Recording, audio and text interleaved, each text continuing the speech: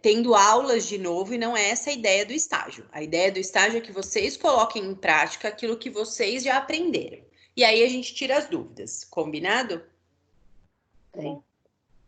Então, perfeito. Eu vou dar um tempinho para vocês esboçarem uma resposta. Quanto tempo, meninas, vocês acham que vocês precisam? Uns 15 minutos? Pode ser. Perfeito. Então, 15 minutinhos aí e a gente conversa sobre a resolução desse caso, tá bom? Uhum.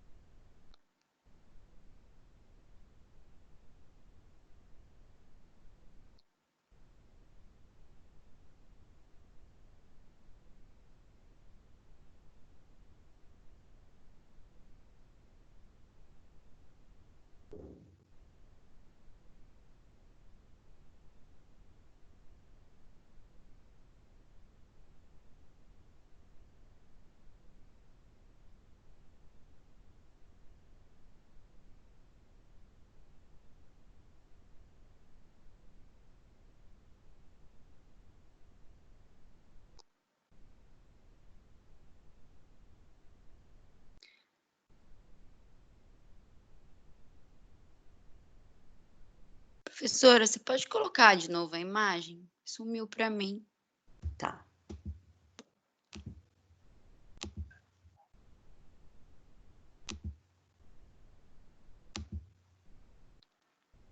Voltou? Não.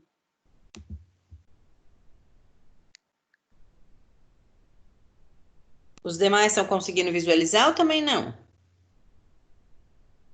Eu estou.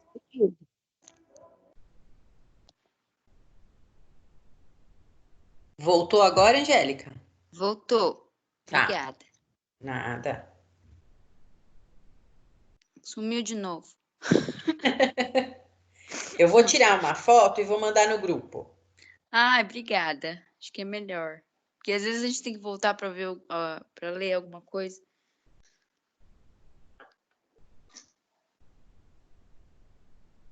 Vixe, esse brilho da tela fica horrível.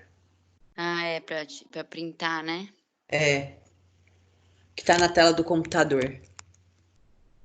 Peraí, Pro, eu printo aqui e envio. Ai, obrigada, Aninha.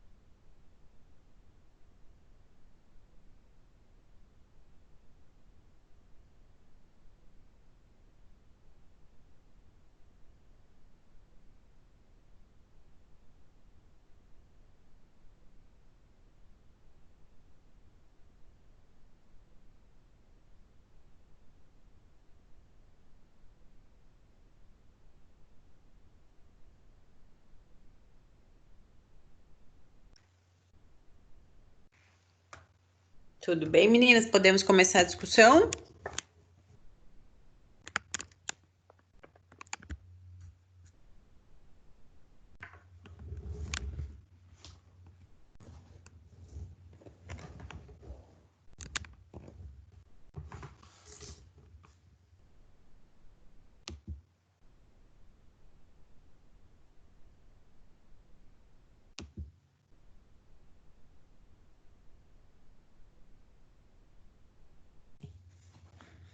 Sim, por mim Perfeito. sim.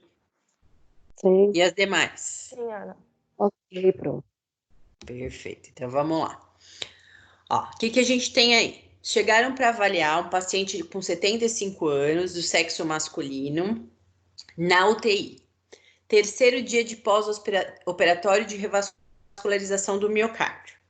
Como antecedentes pessoais, hipertensão, tabagismo, 37 anos, um maço por dia e obesidade. Durante a avaliação, ausculta cardíaca, bulhas rítmicas normofonéticas a 2 tempos sem sopro, uma PA de 100/70, respirando espontaneamente, ou seja, sem nenhum auxílio de aparelho, apenas com suplementação de oxigênio através de catéter a 3 litros por minuto, sem sinais de desconforto respiratório, um grau de força muscular para a musculatura tanto de membros superiores quanto de membros inferiores de grau 4, e ele tem a dispneia ainda aos esforços, tá? Na ausculta pulmonar, o murmúrio vesicular está diminuído na base direita apenas. E aí, qual que seria o objetivo nessa fase de atendimento desse paciente?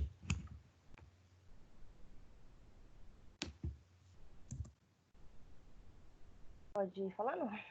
Pode? Melhorar a função respiratória dele, continuar com exercícios de respiração pulmonar, Ok. Melhorar a função respiratória. prevenir também as posições antálgicas referente a Ótimo.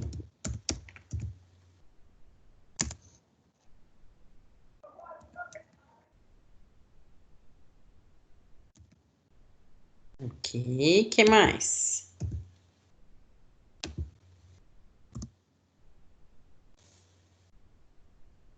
mobilização passiva. Seria Por que passiva? Por que você pensou em mobilização passiva? Não, perdão. Seria mobilização passiva se ele estivesse ainda inconsciente. Como ele está consciente, já pode ser uma mobilização ativa com exercícios metabólicos, no caso. Aí, no caso, Ok, seria movimento conduta, SARS, né? um dos exercícios pode ser o metabólico, né? Mas não só ele. O que mais que vocês poderiam? O que vocês promovem quando vocês promovem a mobilização ativa de um paciente? O que isso traz de benefício para esse paciente? Melhorar a imobilidade dele. Melhora a Ok, questão da imobilidade, né? reduz a imobilidade. Quais são as consequências da imobilidade? Trombose venosa.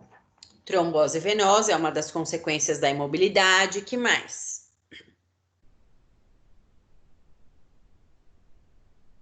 Perda de massa muscular.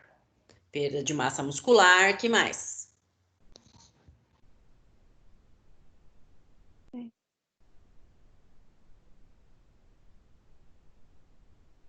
Rigidez articular também, né? Rigidez articular. Que mais que a gente tem aí dentro do imobilismo? Ajuda, se for exercício metabólico, no caso, melhora a circulação também. Perfeito. Melhora a circulação, exercício metabólico. O que mais que a gente tem aí do imobilismo que pode acontecer? A síndrome do imobilismo é uma das causas mais comuns, né, em pacientes que ficam muito tempo acamados. Exatamente, é uma síndrome complexa, ó. Tá aí o nome síndrome. Eu tenho mais de um sinal e sintoma, e geralmente isso é sistêmico em todo o organismo pode ser afetado. Então, vocês já me disseram alguns, ó, circulatório, como prevenir a trombose venosa, que é uma das consequências da síndrome do imobilismo, é a trombose, né? Ou pode ser a trombose. Outra questão aí que vocês colocaram é a perda de massa muscular. Se a gente ficar muito tempo sem atividade ativa, eu tenho perda de massa muscular. A rigidez articular, a gente até consegue, a Ana Carla colocou a rigidez articular, que também é uma consequência. Mas para o caso da rigidez articular, a mobilização passiva consegue aliviar esse sintoma de rigidez ou impedir que ele aconteça.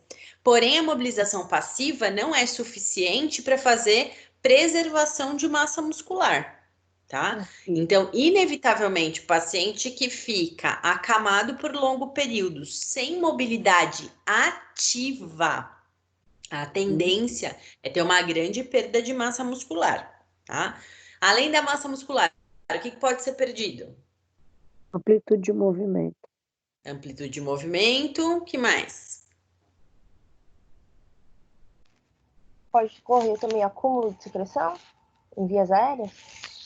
Pode ter acúmulo de secreção em vias aéreas, perfeito. O que mais que pode acontecer?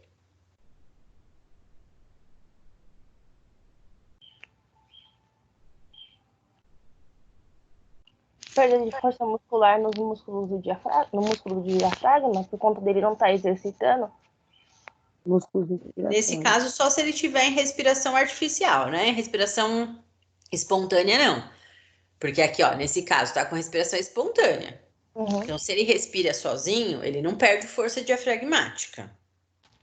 Tá. O que você pode fazer aí, que tá acontecendo aí, ó, nesse pulmão? O que pode acontecer pela imobilidade? A diminuição dos murmúrios. Exatamente, a diminuição de murmúrio. Ou seja, eu tenho menor ventilação. Sim. Eu posso afetar a ventilação pulmonar desse paciente. Quanto mais tempo ele fica acamado, pior a ventilação pulmonar dele. Certo? O que mais?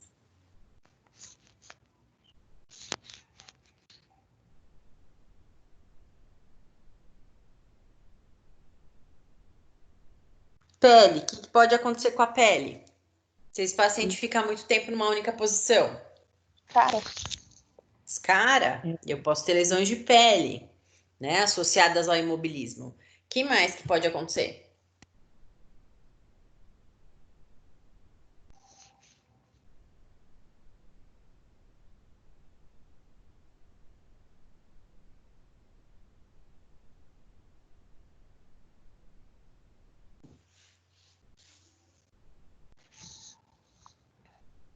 Rio Branco. Teu branco, pensa nos outros sistemas. É. Vocês já falaram do sistema muscular, já falaram do sistema respiratório. Ele pode ter déficit cognitivo também, né, professora? Pode perder a orientação temporoespacial se você não for estimulado, né? Imaginem que dentro de um ambiente fechado, uma UTI é um ambiente fechado, né? Um ambiente restrito, onde o paciente fica sem acesso a nenhum tipo, por exemplo, de relógio, celular, rede social. Ele não tem acesso a esse tipo de informação. Tá? Também pela Se o paciente tem consciência, a gente precisa fazer o quê? Estimular, né? Estimular. De que maneira que eu posso estimular isso? perguntando o que ele comeu, perguntando se ele se recorda quantos dias que ele está, o porquê. Perfeito. Estimulando a parte de consciência, né? De orientação. E sempre dizendo para ele, né? Olha, bom dia, tudo bem? O senhor sabe onde está? Que dia? Lembra que dia que é hoje? Ah, não sei se é segunda. Não, hoje é terça. Hoje é terça, nós já estamos no dia 5 de maio, né? Agora são 9h50 da manhã. Então, nós precisamos dar esses estímulos ao paciente para que ele saiba quais são os marcos que esse paciente tem dentro de uma UTI, para ele saber o horário aproximado. Horário de alimentação? Horário de alimentação, né? É o que marca dentro de um ambiente hospitalar, quando a gente está confinado, o que marca a nossa orientação de tempo e espaço é a questão da alimentação, né? Ou seja, eu sei que de manhã eu recebo o café da manhã. Geralmente, o paciente consciente, ele pergunta, que horas são agora? E aí, a enfermagem, a gente fala assim, agora são 8 horas da manhã. Então, ele tem que ir à associação. O café da manhã, por volta de entre 8 e 9 horas, eu estou recebendo o café da manhã. O meu almoço, por volta de 11h30 e meio-dia e meio, eu recebo o almoço. Então, quando eu recebo o almoço, eu sei que eu estou aproximadamente no meio do dia, né? O café da tarde, por volta de 15h30, entre 15h30 e 16 horas, eu recebo esse café. Então, ele tem esses são os marcos que ele tem para conseguir se manter orientado.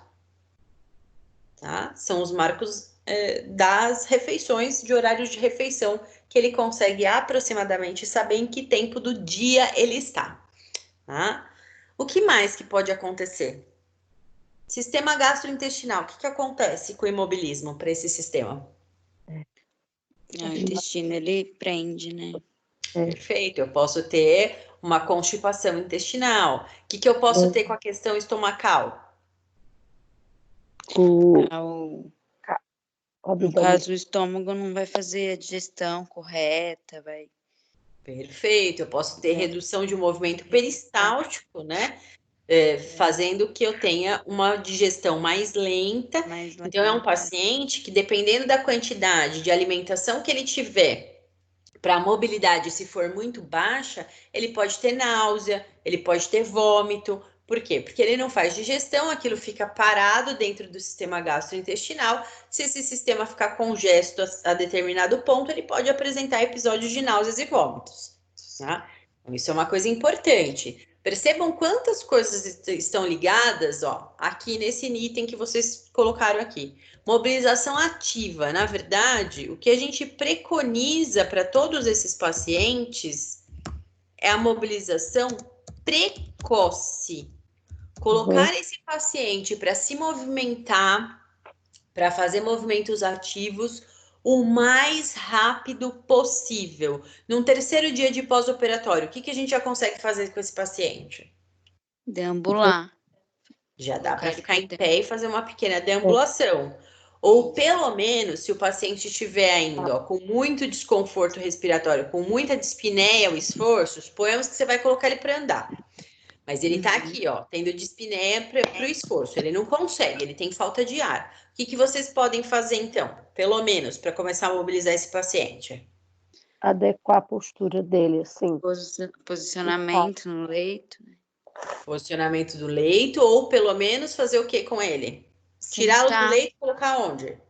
A poltrona. A poltrona. A poltrona, tá? Pelo menos sentar em poltrona, tá? Por quê? Ou sentar, não aguenta ficar muito tempo na poltrona, sentar à beira do leito, com as pernas para fora. Porque isso vai ativar toda a musculatura de paravertebrais, vai ativar toda a musculatura antigravitacional. Na cama, essa musculatura tem uma tensão menor. Porque eu preciso ter um tensionamento dessa musculatura para me manter na posição se eu estiver encostada? Não. Não, eu não preciso. Tá? Então, uma das formas dentro de unidade de terapia intensiva que a gente tem de mobilização precoce desse paciente é colocar para sentar. Né? Às vezes, a dispneia do paciente me impede, ele não suporta ainda fazer a deambulação. Tá? Eu tenho que estimular, sim, essa deambulação, mas às vezes, num primeiro momento, eu não consigo. Eu consigo apenas colocar ele em pé e sentar novamente. Já está ótimo para mobilizar precocemente. Tá? E quando ele tiver... Fala. Não, eu falo de quando ele estiver sentado, estimular a extensão de joelho, né, para a movimentação da perna. Isso mesmo. Fazer exercícios quando estiver sentado. Estimular a contração de quadríceps com a extensão de joelho. Utilizar o ciclo ergômetro para fazer o movimento da bicicleta, como vocês colocaram no nosso encontro passado. Lembra? Então, tudo isso é mobilização precoce. Vocês estão prevenindo que esse paciente entre em síndrome do imobilismo. tá? E isso, a gente percebe o quê? Que teve uma evolução muito grande na questão das cardiopatias, dos pós-operatórios, principalmente pós-operatórios cardíacos, onde antes o paciente era mantido por muito mais tempo dentro de uma unidade de terapia intensiva e por muito mais tempo imobilizado. Imobilizado em que sentido? Não é que está engessado nem nada disso, mas sem poder fazer movimento, com restrição. Aí não pode, é perigoso, fez uma cirurgia cardíaca, né? E aí, com o avançar da ciência, eles foram percebendo o quê? A essência da fisioterapia é de fazer a mobilização mais precoce possível. Isso otimizou o tempo de internação, ou seja, esses pacientes ficam muito menos tempo dentro da UTI, dentro do hospital. Isso reduz drasticamente o risco de infecção para esse paciente. Quanto mais tempo eu tiver dentro de uma unidade de terapia intensiva, com diversos acessos, acesso venoso central, sonda, drenos e N coisas aí, a gente pode ter muito maior a questão de infecções hospitalares. Tá? Então, quanto antes esse paciente sai dessa UTI, sai desse hospital, melhor para ele. Então, hoje a média de internação é de 6, 7 dias no máximo, e alguns pacientes acabam complicando um pouquinho mais, ficam um pouquinho mais, né? Mas, do tempo que nós tínhamos de internação no passado, isso é um tempo curtíssimo. Né? Hoje em dia a gente tem um tempo curto de internação, mesmo para essas cirurgias de grande porte, como cirurgias cardíacas, e a gente já sabe que não é porque ele fez uma cirurgia cardíaca que ele não pode fazer nenhum exercício, que ele não pode fazer mobilização nenhuma. Ah, muito pelo contrário. Quanto antes eu começo a mobilizar esse paciente no leito, mais rápido ele se recupera. É claro que precisa existir o quê? A gente precisa saber respeitar os limites do paciente. Eu preciso sempre fazer uma boa avaliação, tá? E pode ser que no primeiro dia de pós-operatório vocês não consigam evoluir muita coisa por conta de dor, por conta de falta de ar, por conta de várias coisas que podem estar acontecendo com ele, mas aos pouquinhos a gente consegue ir evoluindo isso muito bem, tá? Que mais aí que vocês colocaram para esse paciente? O que vocês têm que se preocupar? Além de mobilizar precocemente, expandir esse pulmão, evitar as posturas antálgicas. Promover higiene bronquica, se ele, assim, nesse caso aqui, ele não tem nenhuma secreção presente, não, mas ele já está com o catéter, né, professora? Ele está em oxigenoterapia. Então, o que a gente faz aí para fazer essa questão do catéter? Desmame.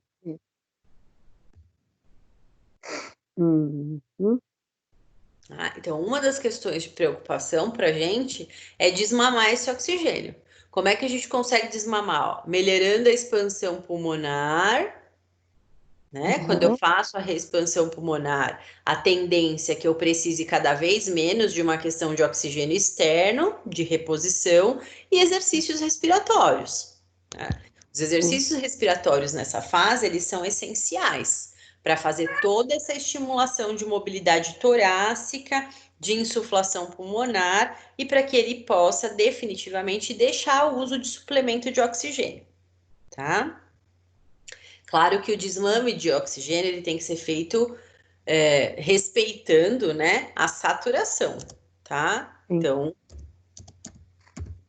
eu vou tirar completamente o oxigênio dele quando ele estiver mantendo uma saturação de 90% ou mais.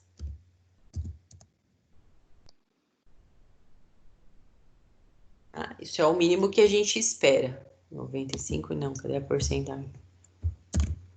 90% ou mais de saturação, aí a gente já pode desmamar completamente do catéter. Então, geralmente, como é que se faz o desmame? Tira de uma vez?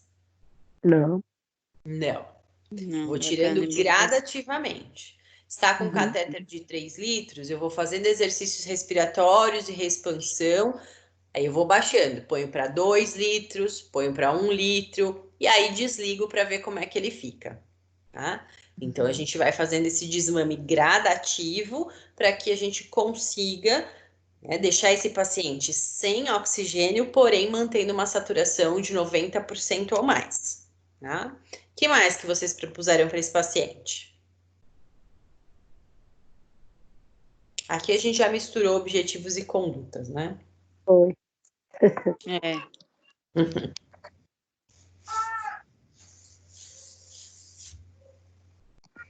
Aqui, ó, para expansão pulmonar, exercícios e o que mais que pode ser feito? Respiratório, padrão diafragmático, né, Pro? Uhum. E expiração. A expiração abreviada. Peraí, Rebeca?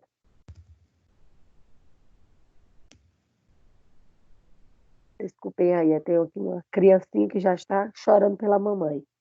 Fica tranquilo, a gente sabe como é isso, em casa é difícil. Eu já coloquei ela para assistir, mas não terminei, viu?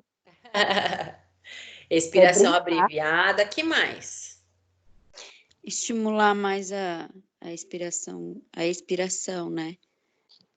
Na fase de expiração. Mas se eu estimulo a esse, o que eu estou fazendo? Eu estou desinsuflando, a gente quer reexpandir, o que a gente tem que estimular? Ah, inspiratória. Inspiratório, nesse caso, é a fase inspiratória.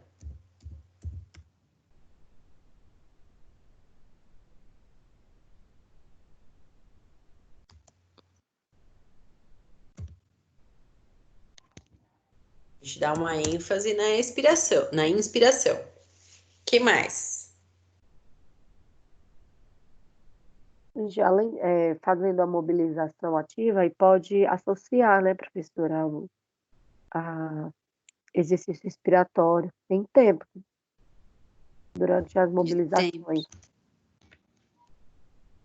E aí, assim, eu acho importante durante a mobilização ativa imitar assim, movimentos que melhora também a capacidade funcional dele, assim, um pouco, né? Não muito intenso. Perfeito. Baixa intensidade.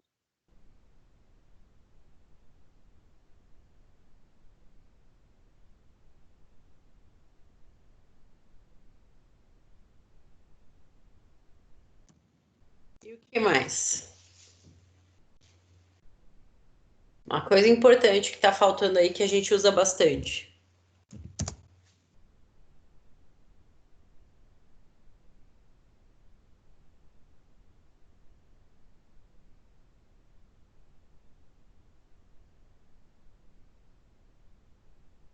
Mas você fala ainda da expansão? Exatamente. Vibrocompressão. Vibrocompressão a gente acaba utilizando mais para secreções, né? Não seria o caso.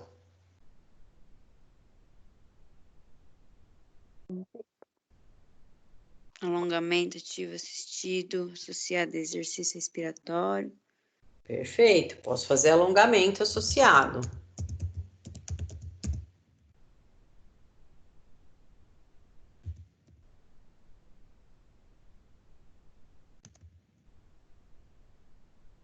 Mas o que mais? Uma coisa essencial aí que tá faltando. Amém. Estimulação da tosse? Posso estimular a tosse, isso também é muito bom, mas não é isso. É coisa importante.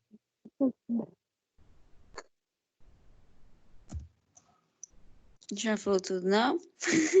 Não, falou não.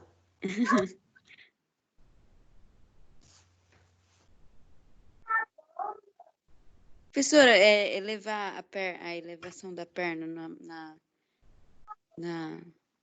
no leito ajuda no retorno venoso, né?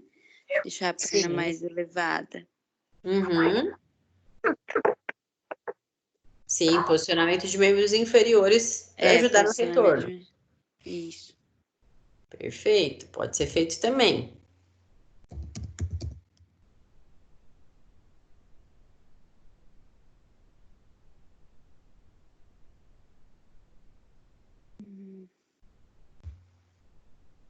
Mas ainda para reexpansão, o que está faltando fazer aí para esse paciente?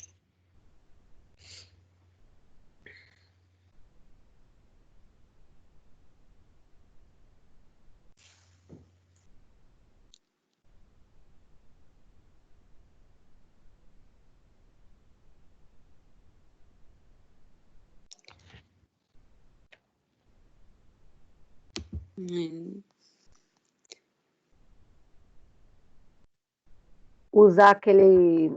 Como é que é o nome daquele aparelhinho lá, que eu esqueci o nome? Seria isso, professora? Isso, qual é? Respirou? Os... Flutter. É Respiron mesmo. E Respiron. Além do Respiron, mais um recurso que vocês teriam aí, que é muito utilizado.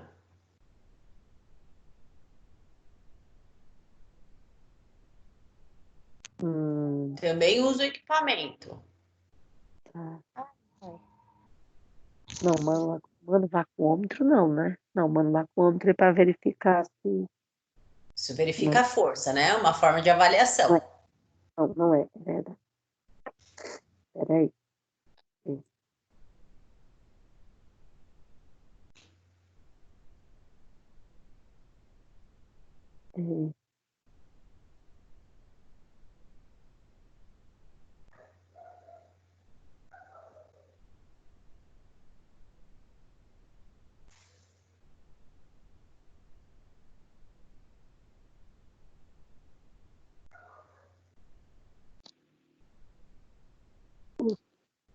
O Flutter, né? Não, professora. Para que serve o Flutter? Não, Flutter não, porque se ele tiver dificuldade só para tossir, né? Isso, para retirar a secreção, né? O Flutter é para higiene brônquica. Se ele tivesse uma retenção de secreção, sim, o Flutter seria uma ótima opção. Mas não é isso que está faltando.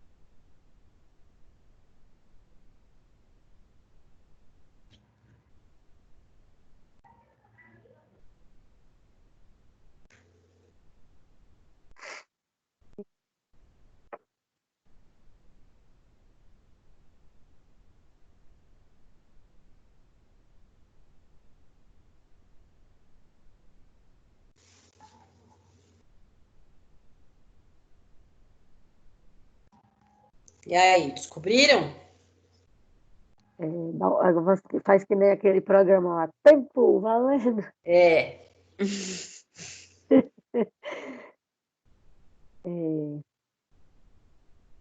É um aparelho, a senhora está falando de alguma coisa que dê para utilizar para poder aumentar a expansão, não é isso? Isso, é um equipamento, não é um aparelho pequeno. É espirometria É um espirômetro. de incentivo. Então, o Respiron é uma espirometria de incentivo, já. Já colocaram isso. Já colocou? Já. Tinha colocado Respiron é um incentivador inspiratório, né? Já serve para expansão. Mas o que falta aí? Está dentro da UTI. Que recurso que eu posso usar para otimizar ainda mais essa expansão? Ventilador mecânico? Sim, ventilador mecânico. De que maneira? Não, ventilador.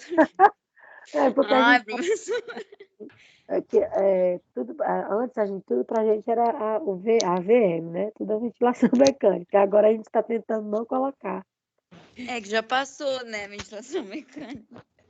Mas a gente não pode esquecer, ó. Eu posso lançar a mão disso. Estou dentro de uma UTI. Eu posso utilizar o equipamento que eu tenho para melhorar ainda mais rápido esse paciente para que ele saia dessa UTI o quanto antes. Mas de que maneira que eu vou usar essa ventilação mecânica? Preciso entubar esse paciente? Não, então. Não, então, qual é a forma? Ventilação mecânica não invasiva. Aí não invasiva, controlar. Perfeito. Não invasiva. Ventilação mecânica não invasiva, ó. Pelo amor de Deus, nós aqui pensando no aparelho. Isso aqui é uma das coisas que a gente mais utiliza no pós-operatório de cirurgia cardíaca. A gente faz exercício com a ventilação mecânica não invasiva. Então, eu instalo. Geralmente, a modalidade mais utilizada é o CPAP. E a gente instala isso de maneira intermitente. Ou seja, fiz agora às 8 horas da manhã. deixa esse paciente 1 hora e meia fazendo ventilação não invasiva. Isso aumenta a expansão pulmonar. Depois ele descansa. Quando for às 3 horas da tarde, eu coloco novamente para ele ficar mais 1 hora e meia na ventilação não invasiva. Fazendo de tempos em tempos, a gente consegue melhorar essa expansão. Eu, no caso, não pensei nisso por ser o terceiro PO, né? Não tem problema. Se eu mantenho a expansão reduzida, eu posso lançar mão da não invasiva. A qualquer tempo. Então tá. Suponha que você tem essa diminuição, já é o 7º pós-operatório. Mas se você tem o recurso da não invasiva, você pode utilizar. Então tá bom. Tá? Porque através de um item pressórico, eu aumento essa expansão. Tá? Então, a ventilação não invasiva, ela é muito utilizada nessa primeira fase. Tá? No primeiro, segundo, terceiro dia de pós-operatório, ou a qualquer tempo que eu precise reexpandir. Tá? Então, sempre que precisarem e tiverem à disposição, quando que a gente não usa? Não tem ventilador disponível, vamos por agora. Época de Covid-19 rolando solto por aí. Não tem ventilador disponível, porque no hospital em que eu trabalho, os ventiladores que tinham à disposição estão todos sendo utilizados para ventilação mecânica em Covid. Aí eu vou usar outros recursos, respiron, exercício, né? Vou fazer outras coisas, porque eu não tenho ventilador. Mas se eu tiver o ventilador disponível, eu posso utilizar. Tá? Então, às vezes a gente não utiliza, por quê? Porque eu não tenho equipamento à minha disposição. Tá? Mas isso não quer dizer que eu não possa utilizar. Tá? Eu posso, desde que eu tenha o equipamento disponível, não tem problema. Tá bom? Tá bom. Tudo bem? Sim. Perfeito. Então, ó, vamos lá. Vamos ver o que a gente fez aqui. A gente promoveu aqui, então, a primeira fase de reabilitação cardiovascular, tá? Tenho que lembrar que toda vez que eu falo em fase de reabilitação, esse paciente não estava aqui na UTI, ó. Terceiro dia, tá dentro de uma unidade de terapia intensiva. Dentro dessa unidade, eu tenho uma equipe multidisciplinar. A educação física entra numa fase mais tardia, tá? Nesse primeiro momento, não. Nesse primeiro momento, a gente teria nós, como fisioterapeutas, nutricionista, psicólogo, enfermagem, os médicos, todos atuando com o mesmo paciente. Então, eu preciso estar integrada com as informações de toda a equipe. Então, por exemplo, é importante saber se ele está mantendo um bom aporte nutricional? Sim, eu vou propor exercício para ele. Se ele não estiver bem nutrido, o meu exercício cai por terra. Eu não vou conseguir fazer muita coisa porque ele não vai ter disposição, não vai ter aporte nutricional para fazer o exercício. Então, a gente precisa saber o que as outras equipes estão trabalhando. É um paciente que fez um pós-operatório e ele tinha uma depressão associada, ele tinha uma doença de base psicológica, ou ele ficou deprimido depois da cirurgia, eu preciso de um suporte psicológico para que o meu atendimento fisioterapêutico seja bom. Tá? Se esse paciente não for tratado como um todo, a gente não consegue ter uma boa assistência integral ao paciente. Tá? Então, eu preciso ter uma integralidade para esse paciente. Tá? Toda vez que a gente fala de reabilitação cardíaca, vocês precisam lembrar os objetivos centrais dessa reabilitação. O que eu quero? Quero levar ele para a vida mais ativa e produtiva possível, dentro da condição que ele tiver. Condição, inclusive, fisiológica. Tá? Não vou poder esperar muito de um paciente que tem uma complicação, que teve uma complicação cirúrgica muito importante. A gente vai ter que respeitar os limites dele. Mas a gente tem que tentar levar a melhor condição fisiológica possível para esse paciente. Tá?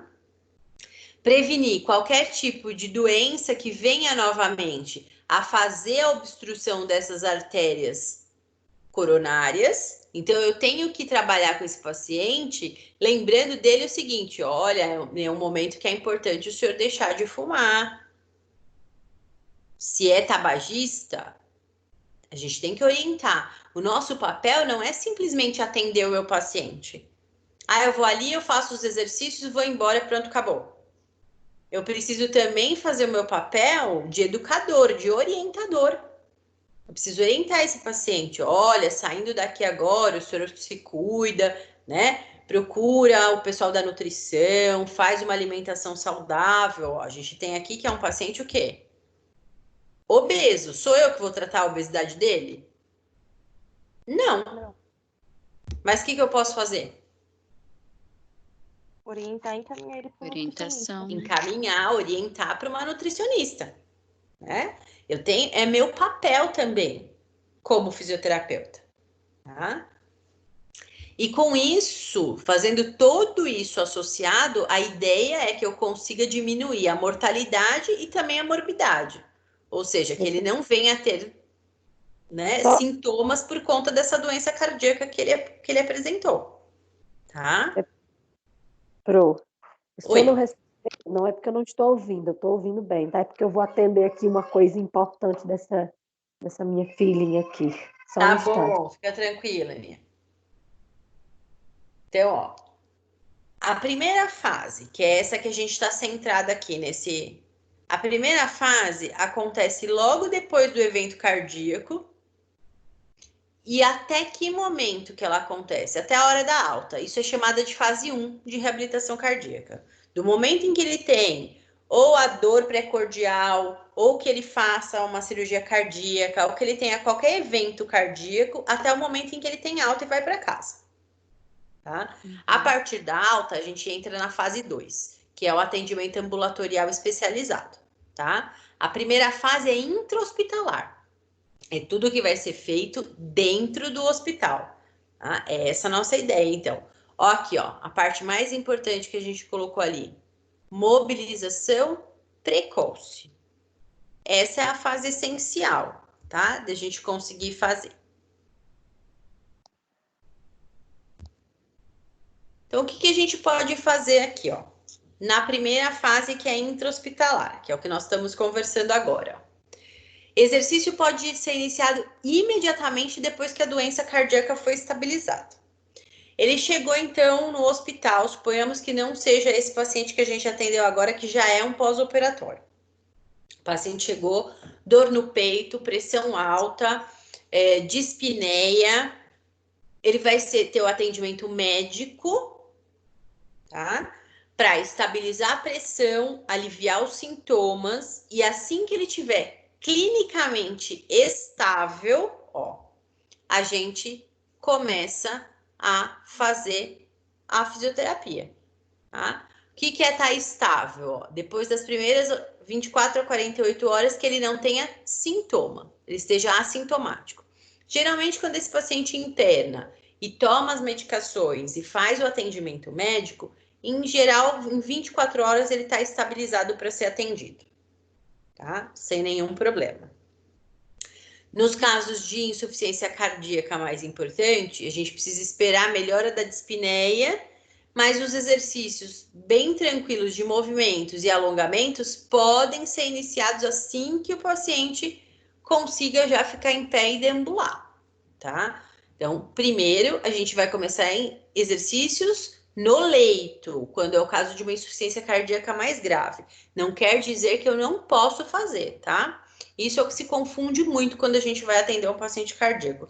Ah, esse paciente não pode fazer fisioterapia. Não é que ele não pode. Algumas coisas eu não devo fazer neste momento. Mas exercício respiratório no leito eu posso. Exercício metabólico eu posso, tá? Alongamento passivo no leito eu posso fazer já nas primeiras horas, não tem nenhum problema. Tá? Então, eu preciso prestar atenção em que eu tenho algumas contraindicações relativas, não absolutas. Não quer dizer que esse paciente não pode fazer nada, tá? E aqui, nos casos das cirurgias cardíacas, a gente tenta já fazer a fisioterapia no pré-operatório, alguns dias antes, tá? utilizando um programa de exercício, já de alongamento. A gente já ensina para ele como que ele vai ter que proceder durante a tosse, tá? E aí a gente permanece a realização da fisioterapia durante, né, depois do pós-operatório também, tá? Então, a ideia é, numa primeira fase, a gente conseguir, se é uma cirurgia cardíaca, eu conseguir prestar o atendimento fisioterapêutico pré-cirúrgico e pós-cirúrgico, tá? Pré e pós-operatório. Isso é o mundo ideal, né, gente? Uhum. É o nosso mundo de Bob. Se vai acontecer assim, nem sempre. Uma boa parte dos pacientes a gente só atende no pós. A gente não conhece esse paciente no pré-operatório. Às vezes é uma cirurgia eletiva. O paciente tem dia e hora marcado para vir fazer cirurgia. Só que ele não fez um pré-operatório no ambulatório, ele não foi internado 1 ou 2 dias antes para a gente fazer um atendimento de fisioterapia. Ele interna no dia da cirurgia, faz a cirurgia, quando é que ele chega para mim? No pós-operatório. E eu tenho que trabalhar com isso. Tá? Paciência. A gente tem a idealização de que, se for possível, fazer um pré-operatório. Alguns hospitais já fazem isso. Interna com pelo menos 24 horas de antecedência da cirurgia e a gente já faz um trabalho, pelo menos, de orientação pré-operatória. Tá? Porque é claro que com 24 horas eu não consigo programar fazer um programa fisioterapêutico com exercícios que vá minimizar o impacto no pós-operatório. Mas eu já consigo, por exemplo, exercícios respiratórios, eu já consigo fazer bastante para que ele evite as complicações pulmonares no pós-operatório. Tá? Ô, Ana, Oi. nesse caso, eu acho que é importante também já orientar o paciente de como será o pós-operatório dele, né?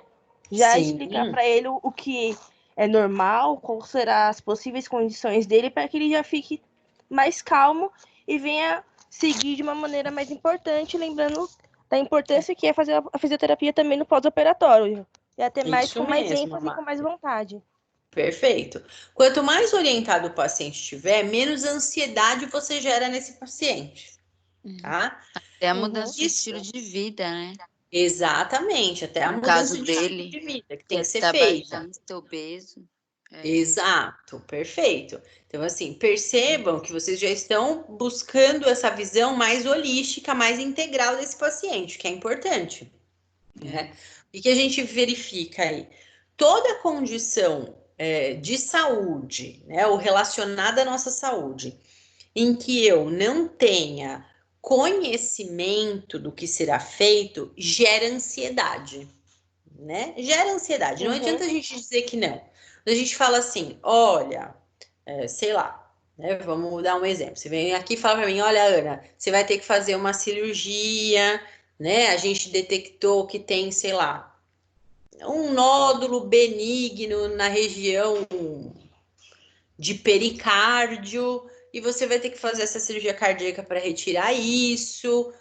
Lógico que um primeiro momento é óbvio que o paciente fica assustado. Ninguém vai chegar e falar assim para você assim: olha, Mabel, você vai fazer uma cirurgia cardíaca, mas vai ficar tudo bem e você não vai ficar preocupada. É lógico que a gente vai ficar preocupado, né? Porém, se eu souber qual é a condição, olha, uma cirurgia que 90% dos casos se resolve sem complicações, é uma cirurgia um pouco mais tranquila e tal, e for explicado o que vai ser feito, gera menos ansiedade do que se chegar lá e falar assim, é uma cirurgia de emergência, você vai para o centro cirúrgico agora, o grau de ansiedade que isso gera é muito maior.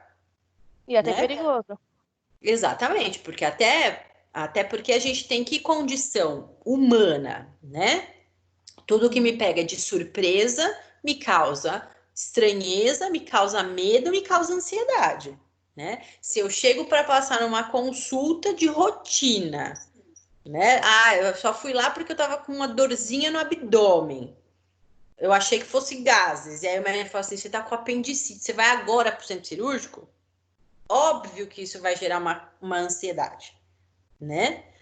Quando isso é relativo às cirurgias cardíacas, até por conta do histórico que a cirurgia cardíaca se desenvolveu, gera-se uma ansiedade sim, né? Se a gente for pensar um tempo atrás, Cirurgia cardíaca tinha um alto índice de mortalidade, as pessoas morriam muito, né? Era uma cirurgia que tinha grandes níveis de complicação. Se isso a gente vai pegar 10, 20 anos atrás, que não é um tempo tão retrógrado assim, né? Que não é tão remoto assim para a gente não ter essa questão que ainda está viva na mentalidade das pessoas.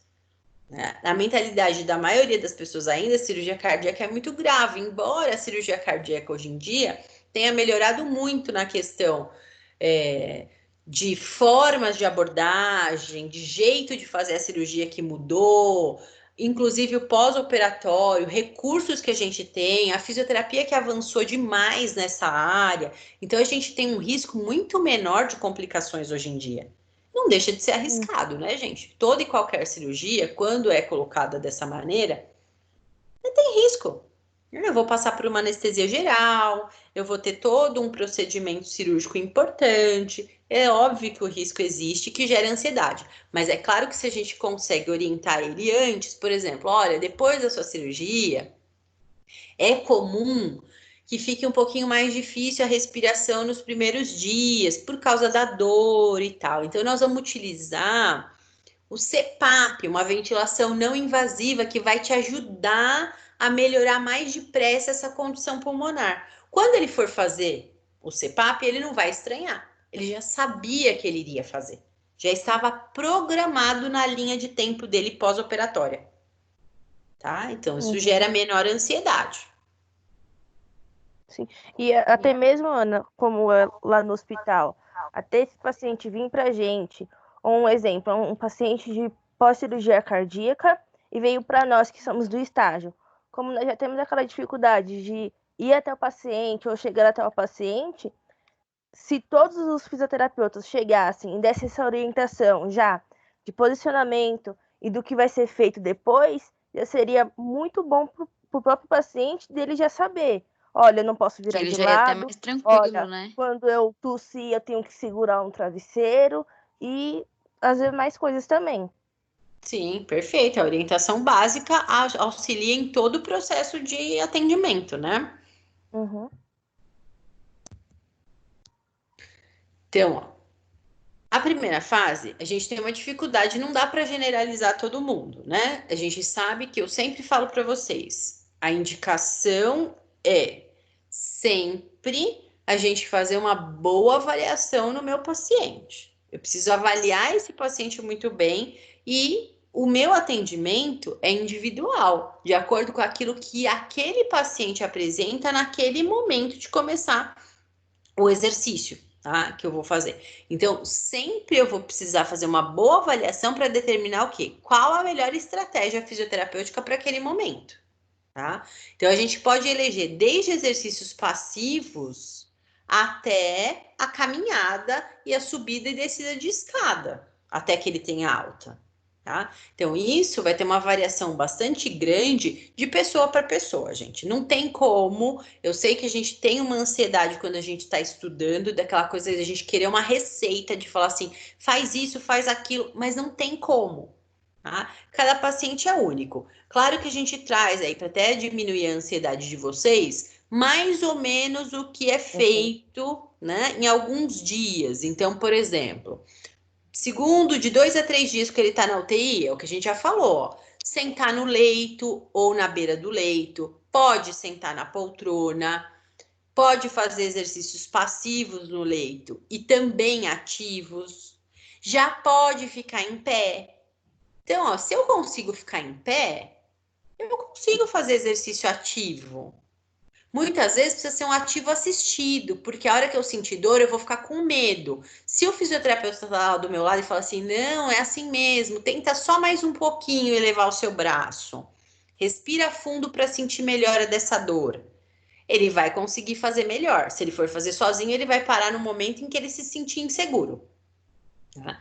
Quando nós estamos perto, a gente consegue muito mais fazer essa estimulação, tá? Mais ou menos de 3 a 5 dias, a gente já faz movimento e deambulação assistida, ele já vai para o banho no chuveiro, ou seja, a mobilidade desse paciente já melhorou muito. Tá? Se ele ficar mais ou menos 7 dias internados, ó, a gente já vai conseguir começar a fazer uma caminhada lá no corredor. A gente já pode fazer subir e descer um lance de escada. Ele já vai conseguir ir ao banheiro sozinho. Isso aqui, gente, é um marco para a fase intra-hospitalar.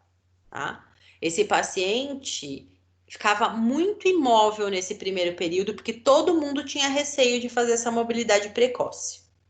Hoje em dia a gente sabe que é o que mais traz benefício para o paciente, tá? A mobilização precoce desse paciente dentro da UTI, dentro da enfermaria. Tá? Alguns hospitais mantêm esse paciente só 2 dias na UTI e já mandam para a enfermaria.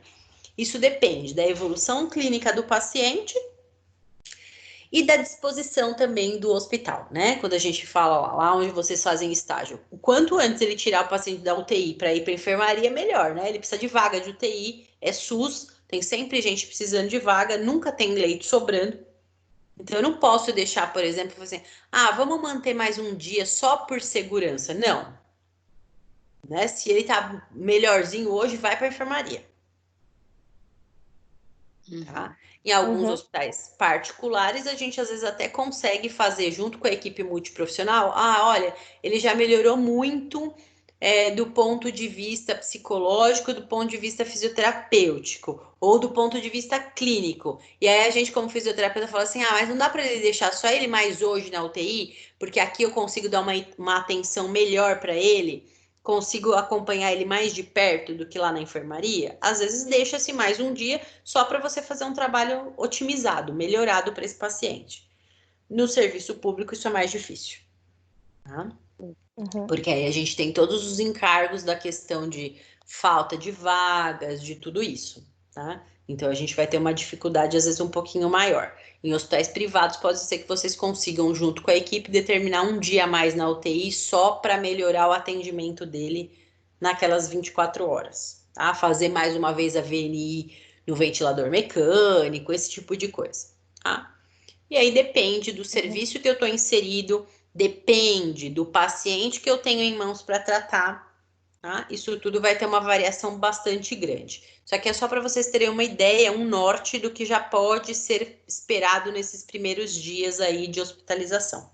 Tudo bem? Sim. Dúvidas?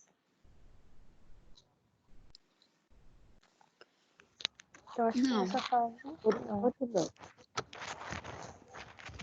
Não, tranquilo?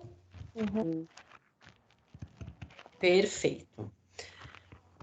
No próximo encontro, o que a gente vai combinar?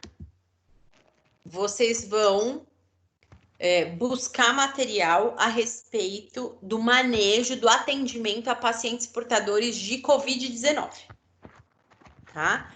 Então, atendimento fisioterapêutico, especificamente no Covid-19, para a gente poder conversar, tá? Eu acho que funciona bem, assim, esse tipo de discussão, porque vocês conseguem pensar como se vocês estivessem lá na beira do leito do paciente, atendendo, e a gente vai discutindo em tempo real. O que vocês acham? Sim, achei muito bom. Acho que estimula o nosso raciocínio mais rápido, né? Exatamente, porque essa é a ideia. Estimular vocês como se vocês estivessem lá na beira do leito do hospital.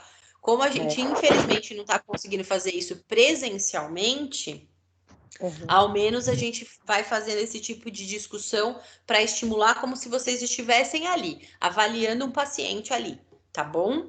Eu acho que, né, para a gente não perder tanto a questão da mãozinha prática que vocês estariam adquirindo aí, tá bom? Tá bom.